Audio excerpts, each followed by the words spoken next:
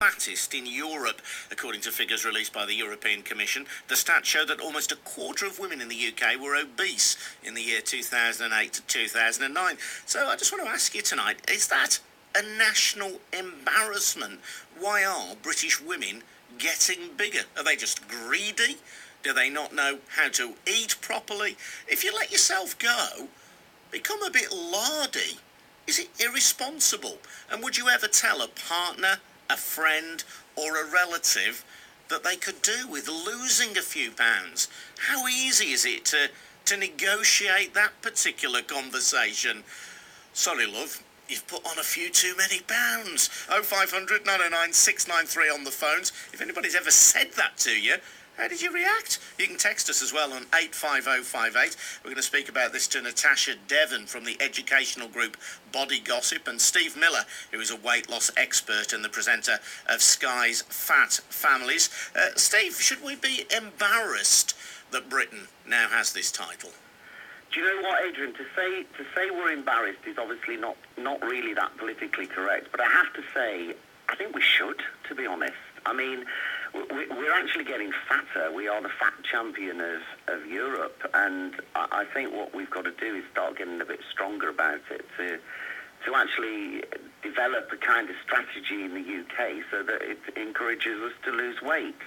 And I think it's not, I think what's really interesting is when I work with families or work with people is they kind of know what to eat to be slim.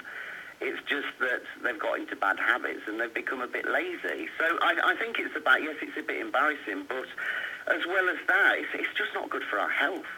And that is what? The most fundamental problem with it? Because I was going to say to you, what is the problem with this? We've got used to the fact, haven't we, Steve, that, in modern Britain, people can be who they are. They can be whatever they want to be. And if you want to be a little bit lardy, well, why the hell shouldn't you be?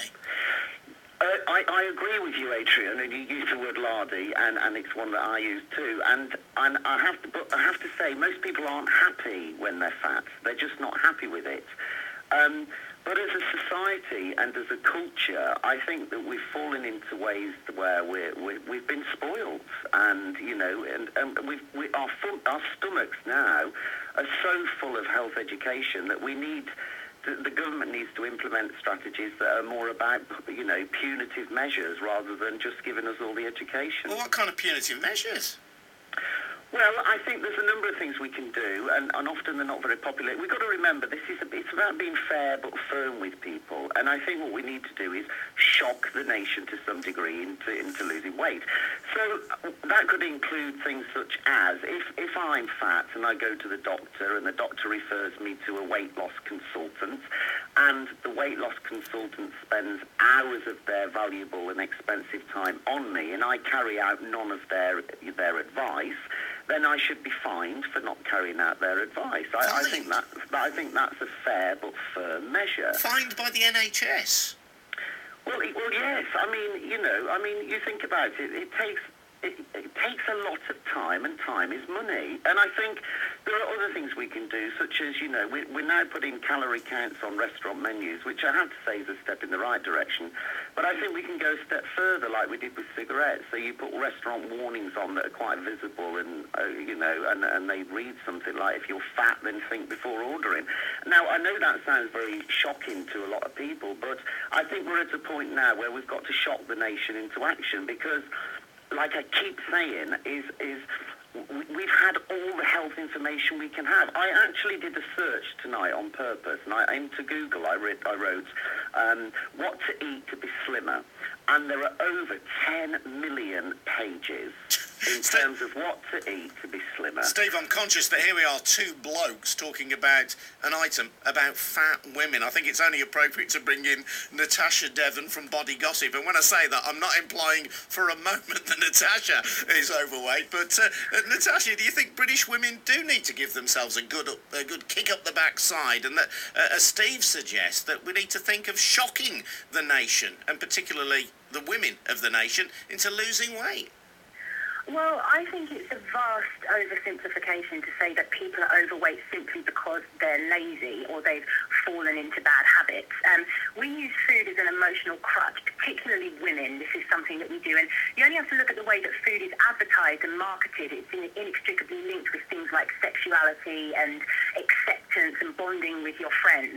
And so people do overeat 9 times out of 10 for emotional reasons. So I think that that's what needs to be targeted. That's what we need to be educated on.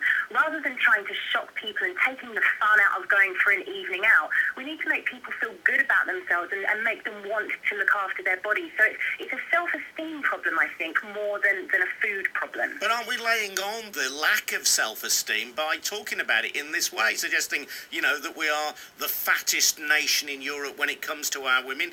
Can't we, as I suggested to Steve, be a little bit more accepting of the fact that there are a huge variety of body shapes and sizes out there, and if you are, by conventional standards, overweight, well, if you're happy with it, then why not?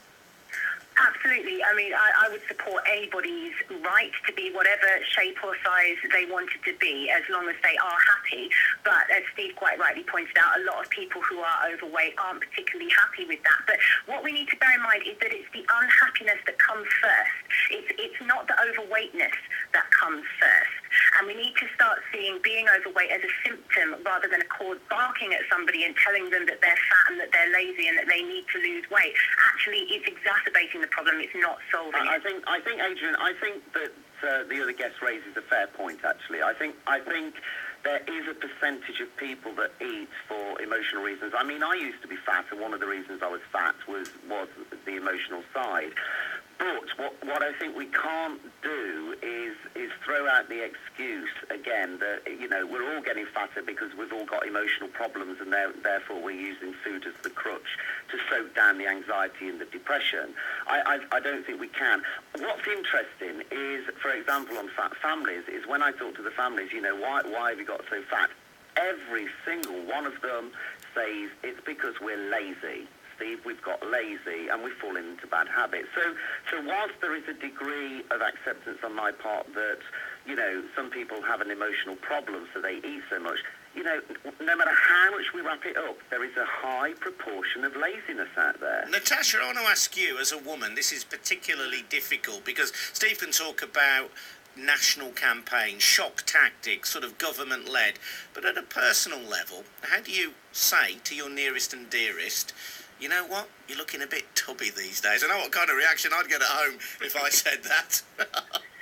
I think that, again, you've got to think about what is the cause of this issue. I mean, as a woman, I can say that there are very few women that I know and very few women who have spoken to me, in my capacity as a body confidence campaigner, that aren't aware that you have to take in less calories than you burn off in order to lose weight. That's basic science, and we're not stupid, and we do realise that. However, most of the time people overeat because they're anxious or they're bored or they're depressed. And so if you are concerned about a friend or a relative, probably the easiest way to broach it would just be to say, are you okay? Is there anything that's bothering you? Do you want to talk about it? People who feel good about themselves want to look after their bodies. That is the bottom line, I think. All right, thanks to Natasha Devon, thanks to Steve Miller. I'd love to hear from you tonight as well. If anybody has ever broached the subject of your weight with you, I've got Thea Piscalatus alongside me. I mean,